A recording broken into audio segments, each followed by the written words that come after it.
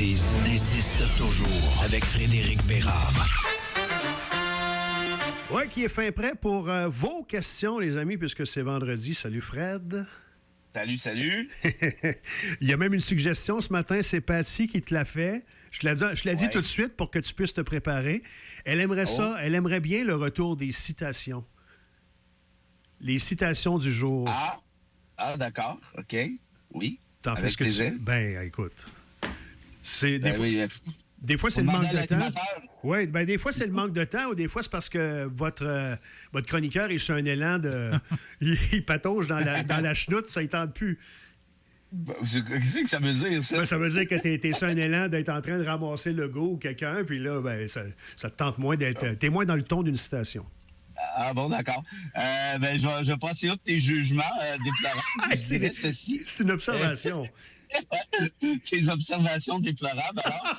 Et je veux préciser ceci. L'ami Laurent m'a fourni ça hier. On cherchait le nombre de tueries de masse aux États-Unis depuis le début de l'année. Oui. Attachez vos shorts. 556 tueries de masse depuis janvier 2023. 556. Pas des meurtres, là. Des tueries de masse. Mass shooting en anglais, là. Ouais. Avec des mitraillettes, on tire le plus de monde possible dans des endroits publics. 556. Ça veut tout L'année dire. passée, on était à 700, je pense. Ce qui en donne 2 par jour en moyenne. Là. C'est pour ça qu'on dit... Tu sais que j'ai réfléchi... Oui, exact. J'ai regardé un peu. Et Al Gore, je me souvenais plus de ça, mais s'était fait ramasser par la NRA, puis avait perdu l'élection au profit de George W. Bush parce qu'il avait proposé le contrôle des armes à feu, au point où, aujourd'hui, même le Parti démocrate ne propose plus ce même contrôle des armes à feu parce qu'il sait que politiquement, ça va trop lui coûter cher. Ouais. À chaque fois qu'il y a des candidats qui proposent ce même contrôle, on fait des publicités négatives, hein, on sont très forts là-dessus aux États-Unis, des publicités négatives à la télé, à la radio, pour dire que tel candidat est un enfoiré et tout. Et je finirai ceci en disant que Donald Trump a reçu, lors de sa campagne de 2016, Donald Trump a reçu 56 millions de dollars de la part de la NRA. 56 millions pour une seule campagne. C'est un des plus puissants lobbies, ça, qu'on a connu. Là, hein? Très clairement, oui, puis j'aurais peut-être tendance à dire, à part le pétrole, ça doit être le plus puissant. Je voyais des tableaux hier et il n'y a personne qui vient proche des États-Unis au niveau des tueries de masse. Là. Ils sont dans une classe évidemment tellement à part. On peut penser à n'importe quel pays européen ou de n'importe quel autre continent. Il n'y a personne. Allez, on ne va même pas là dans le jeu des comparaisons. Première question de nos auditeurs, c'est Sylvain qui, suite à tout ce qui se dit concernant la grève, là, maintenant, c'est certain, là, c'est la semaine prochaine. André, corrige-moi, le 6 novembre. Le 6 novembre, oui. C'est la semaine prochaine. C'est en tout cas, ça, bientôt. Donc, grève générale déclenchée. On parle des enseignants, on parle de la santé. Mais là, il y a une rencontre avec le gouvernement en fin de semaine. Ouais. Est-ce que tout est joué d'avance, Fred, la question de Sylvain? Dans le sens que on s'entend que les syndicats, même si l'offre est bonne en fin de semaine, les pancartes sont faites, les autobus sont nolisés. Ça a besoin de... je suis d'accord avec Sylvain. Ça a besoin d'être bon anti-pépère comme offre pour qu'on mette une pause là-dessus parce qu'un vote de grève à 95 pour l'ensemble de la fonction publique, je ne sais pas si ça s'est déjà vu dans l'histoire, peut-être, là, auquel cas je l'ignore. Mais dans tous les cas, c'est vraiment c'est vraiment un mandat fort. Là. Ouais. Donc, très clairement, non, bravo pour la question, Sylvain, l'observation, en fait. Je suis d'accord avec vous. Probablement que c'est même impossible de faire reculer la machine là, à cette étape-ci. Même si l'offre est non refusable, là, comme on dit souvent, là, une offre que tu ne peux pas refuser, là, ça serait très surprenant du gouvernement. Là, c'est ça. Un, ça n'arrivera pas, mais deux, même si ça arrivait, l'offre non refusable, comme tu dis, il y a un petit côté de moi qui doit se dire que les leaders syndicaux doivent être en train de réaliser que, on va quand même aller se gâter une semaine ou deux dans la rue, là. Puis on verra. En fait, c'est pas vrai. Là. C'est pas un bloc de prévu comme tel, mais on va aller quand même se gâter un mini peu, puis on viendra s'asseoir parce qu'ils se sont fait niaiser pas mal par le gouvernement. Tu sais, on l'aime beaucoup, Sonia, là, à Mont-Laurier, là. Puis c'est pas elle qui décide des chiffres, là, malheureusement. Là, c'est François Koskinen au-dessus d'elle. Ouais. Mais honnêtement, là, elle a l'air... c'est pas fort, là.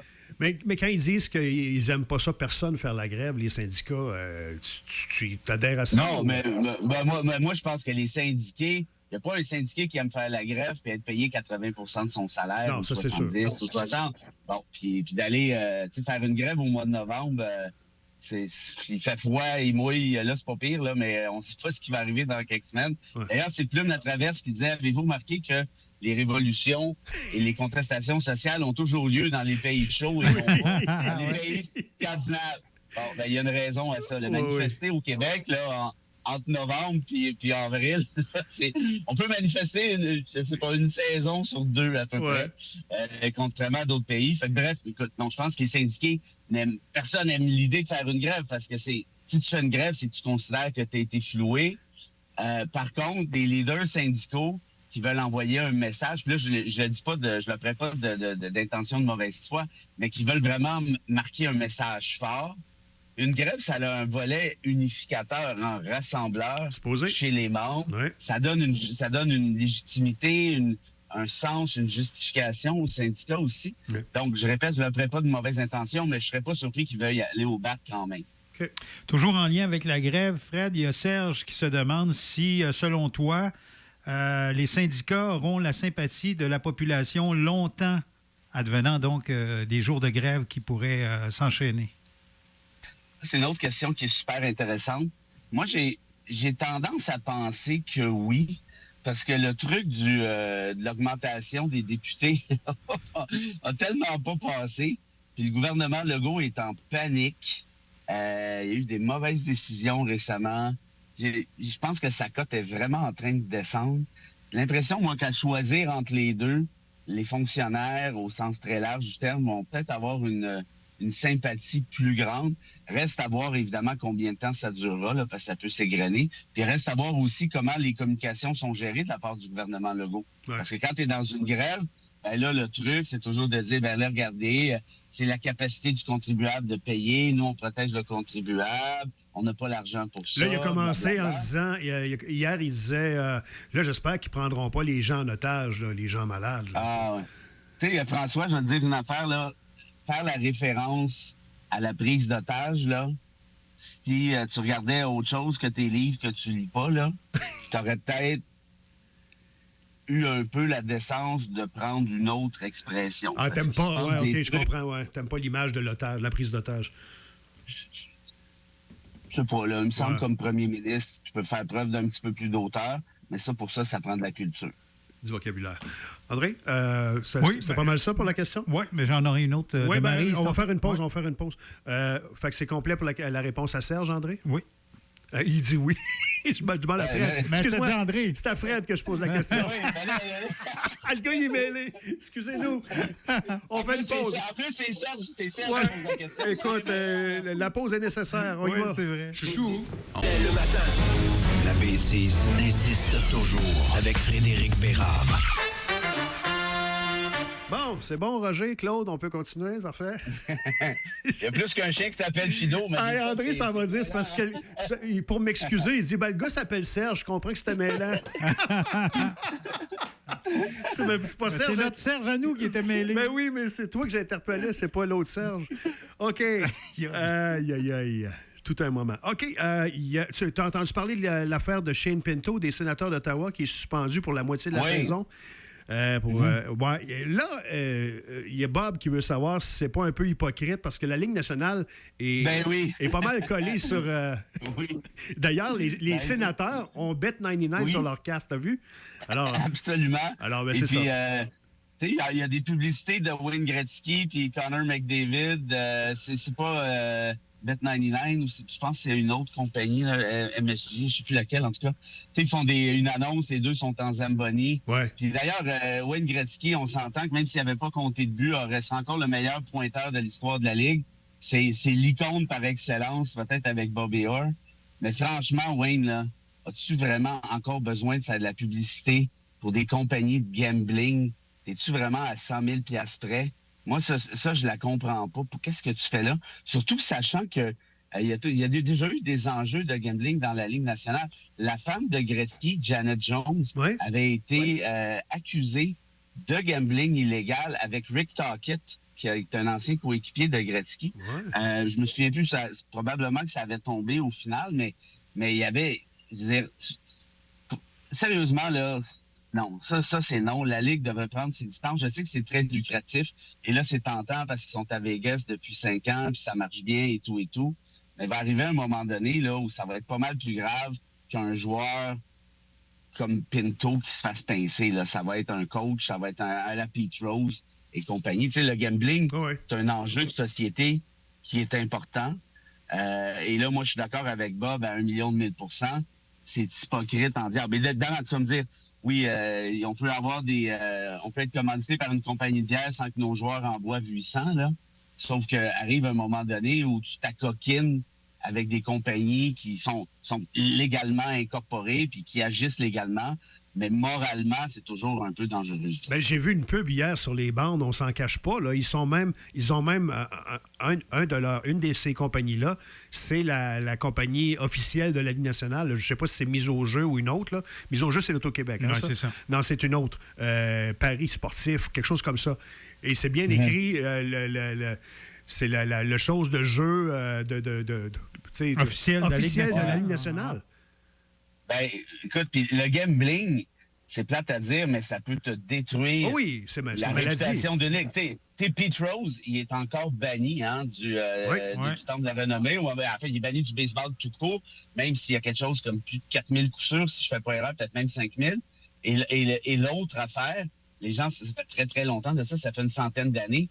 Tu sais, les White Sox de Chicago, là, tu sais, comment ils s'appelaient avant? C'était... Avant d'être... Les Blue Sox. Non, mais ça a par rapport avec la couleur. Hein? Oui, c'était les Black Sox de Chicago. Ils se sont fait ramasser dans un scandale pendant la Série mondiale. Leur joueur vedette s'appelait Joe Shoeless, c'est-à-dire sans souliers Jackson, Joe Shoeless Jackson. Et 7 autres coéquipiers s'étaient fait ramasser pour des paris illégaux sur, en fait, leur propre sport, en fait, sur leur propre performance.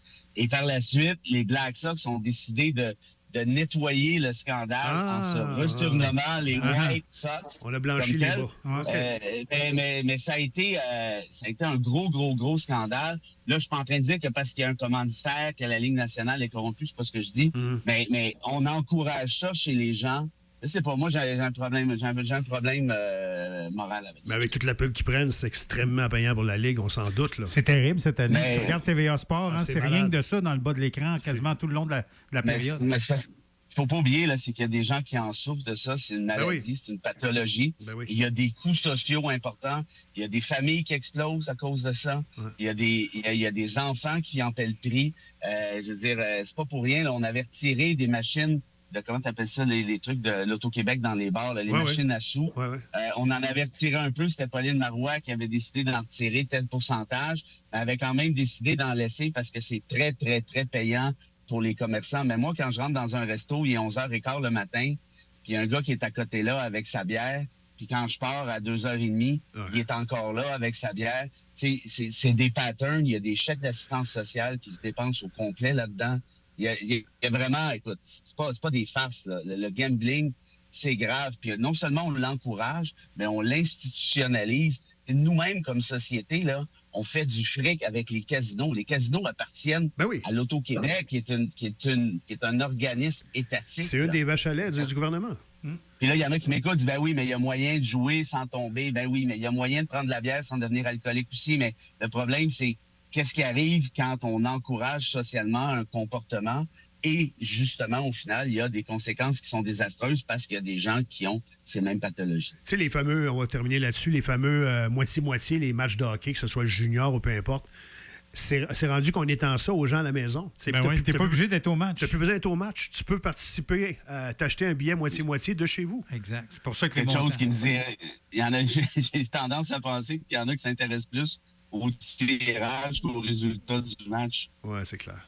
On a le temps pour une dernière? Maryse qui te demande, Fred, elle entendait cette semaine aux informations qu'il y a 872 000 Québécois qui se rendent dans des banques alimentaires. Elle dit les familles doivent maintenant, avec l'hiver qui arrive, acheter des habits de neige, peut-être même un cadeau ou 2 cadeaux de Noël pour les enfants. Qu'est-ce que tu penses de la situation quand tu vois des chiffres comme ça, toi, actuellement au Québec? Aïe, aïe, aïe, merci Marie. Moi, ça me brise le cœur, ces affaires-là, parce qu'il y a de plus en plus d'inéquité. Puis je trouve qu'on n'en parle pas. On n'en parle jamais. On parle toujours d'épouvantail. Tu sais, je vous l'ai dit l'autre fois, là, en septembre, là, toutes les histoires des drag queens, puis les toilettes mixtes, puis les trans, c'est des épouvantails, ça, c'est des niaiseries, c'est pas sérieux, là. Ce sont des distractions pour le politique. Pendant là, que tout le monde parle des toilettes mixtes comme si c'était un enjeu social, on parle pas du fait qu'il y a des enfants qui vont à l'école qui n'ont pas mangé, là. Pense-y, les banques alimentaires, là. T'as dit quoi, 872 000 au Québec. 872 000 personnes. T'as-tu idée, c'est quoi ça? C'est une personne sur 10. Oui. C'est incroyable, hein? Mais pas surprenant non plus avec la hausse des frais de logement, avec la hausse du panier d'épicerie, avec la hausse de tout. Mais qui parle de ça? Personne. Parce qu'on s'intéresse aux niaiseries, on s'intéresse aux futilités. Puis ça, moi, je trouve ça absolument dommage. Tu sais, Legault qui dit toujours un homme du peuple, c'est quand la dernière fois que Legault a fait quelque chose pour le monde là-dessus? Tu sais, si tu veux régler ça, envoie pas des chèques pour gagner l'élection. Tu veux régler ça, fais quelque chose avec la régie du logement. Fais quelque chose avec Hydro-Québec, tu les as, les leviers. Pourquoi tu n'accordes pas des crédits d'électricité aux ménages qui font, je ne sais pas moi, moins de 40 000 par année, moins de 50 000? On a cet argent-là. Puis pour ceux qui disent, oui, mais ça coûte cher, inquiétez-vous pas, le Québec, là, est une des sociétés les plus riches au monde. Au final, là, le cash nous sort par les oreilles, toute proportion gardée. Là. Si on se compare à d'autres, là, on a du fric plein les poches. Le problème, c'est qu'on distribue comme on souhaite le distribuer. Puis souvent, à mon avis, on ne distribue pas aux bons endroits. Juste de penser au nombre d'enfants qui ne mangent pas le matin, moi, ça me... Ouf! Ta bande passante commence à diminuer. On a vu un petit signal passer. Fait qu'on va terminer là-dessus. Avais-tu un mot de la fin? Ou... Oui, c'est à Patsy, hein, parce que moi, quand on demande, habituellement, je réponds présent. Ouais. Alors, Patsy, j'ai une belle citation pour vous, qui est celle d'un très grand homme, un des plus grands qui a franchi les portes des États-Unis. C'est Martin Luther King qui disait ceci. « N'ayez jamais peur de faire ce qui est juste, surtout si le bien-être d'une personne ou d'un animal est en jeu. Les punitions de la société sont faibles comparées aux blessures que nous infligeons à notre âme quand nous détournons notre regard. » Amen et bon week-end, Fred. Oh que oui. Puis salutations à tout le monde. Salut.